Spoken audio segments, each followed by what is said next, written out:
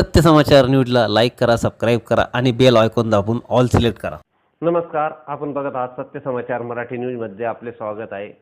मी असलम नगरे. चला बघूया आजच्या. नाशिक वडाळा गाव येथील गुलशन नगर पिंगुळवाग येथे गेल्या 3 दिवसापासून पाण्याची पाईपलाईन फुटली असल्याने लाखो लिटर पिण्याचे पाणी वाया जात आहे, अशी माहिती मुजफ्फर शेख यांनी दिली.